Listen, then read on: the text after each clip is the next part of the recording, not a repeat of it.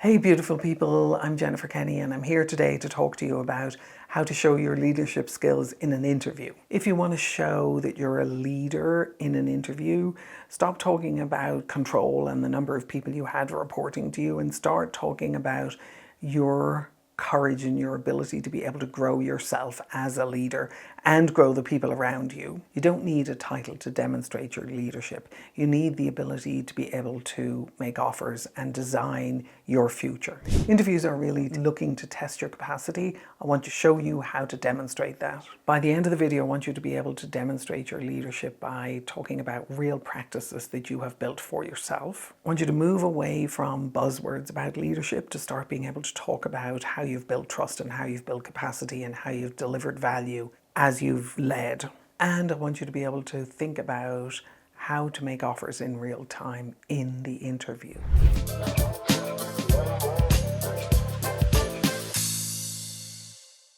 So when we think about how to show our leadership skills in an interview, we tend to think about traditional list of leadership skills.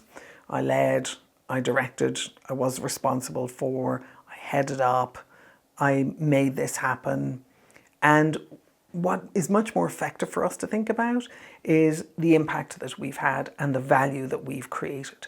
So I've seen lots of mid-level career and senior level career people talk about the leadership roles that they have had and how they've executed on those leadership roles. And they rarely talk about the impact that they've had on the organization in terms of the value that they've delivered, in terms of the standards they've upheld or they've created, and in terms of the people that they've grown. So I would say that there are three big areas for you to pay attention to as you go into interviews. You're not just talking about the motions you went through in the roles that you were in. You're talking about the value you added, the people you grew, and the impact that you had. So let's dive into that a little bit. As we think about ourselves adding value, there's two parameters we need to really pay attention to. One is the qualitative and the other one is the quantitative. And I'm constantly blown away by how few people pay attention, particularly at mid-career level, to the qualitative. Now, many times it's hard for you to tie the work that you're doing to measurable real results. But what you can do is you can tie it to measurable results within your purview. So when you're talking about the value that you've added, you can talk about, I managed to reduce cycle time, I managed to increase customer satisfaction, I managed to improve employee retention. What are some of the things that are under your direct purview as a mid-level leader that will allow you to be able to talk about the qualitative impact of what it is that you have done? So our attrition rate is usually at about 7%. That would be kind of average for a company. Some companies look to bring that down to more like 2%. If you're saying, on my team, I was able to build a level of trust with people that reduced our attrition rate from 7% to 2%, that's something that's being measured by the company on a constant basis. If you're working in a customer-facing role, you can drive customer satisfaction metrics. If you're working in a product development role, you can also have a serious impact on time, on budget delivery. You can have a serious impact on the amount of innovation that's able to make it into a product.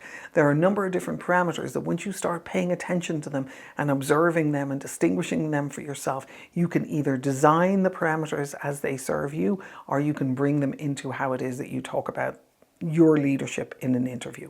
As we think about measuring the impact of what it is that we've done, it's really critical to start identifying who are we delivering that value to. So it's fine for me to say that I improved employee retention, or that I reduced cycle time, or I improved customer satisfaction, or I increased the innovation that got delivered in a particular product.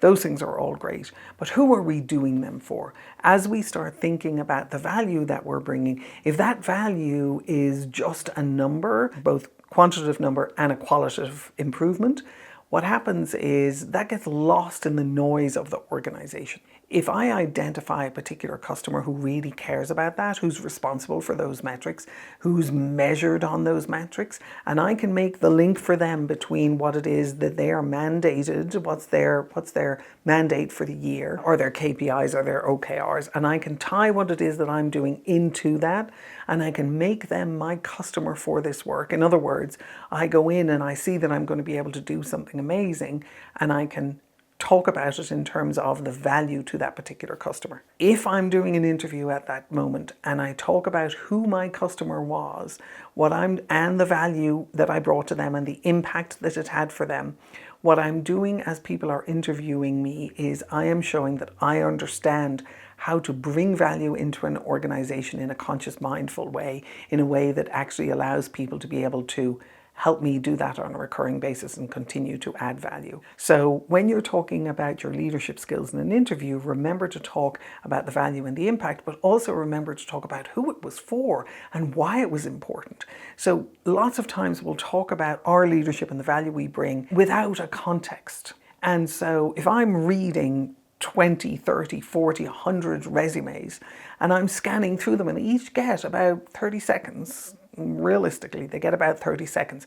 And what I'm doing is I'm scanning it, and if someone in there gives me the context of what it was that they were doing, shows me that they knew what was going on above and beyond what they had been tasked to do, I identify that person as someone who's going to be able to handle themselves very well inside my organization, and their leadership skills are going to continue to grow.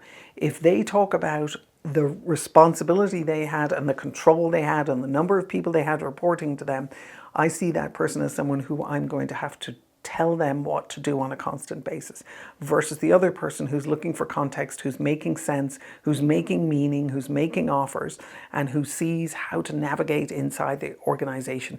And they will be a constant value to me, and I'll be able to grow those people very effectively. So when you start thinking about showing your leadership skills in an interview, and again, I'd love you to talk about this in the comments below and let me know, when have you tried to demonstrate your leadership skills in an interview, and how do you talk about those leadership skills and what the response has been.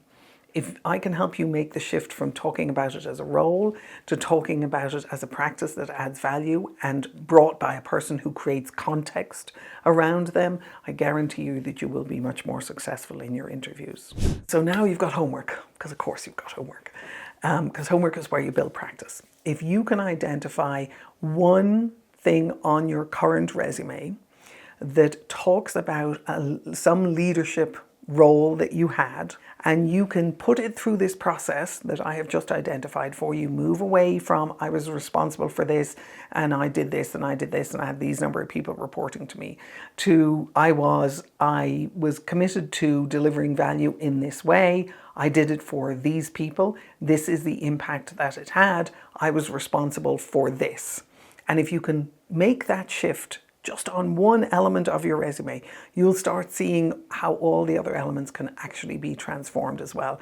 You will position yourself to be able to talk completely differently in an interview as someone who is already a leader and who can clearly demonstrate their leadership skills. So I have another video on this topic that I hope will really help you. It's called How to Put Leadership Skills on a Resume. Have a look at it, let me know what you think, and I wish you the very best of luck.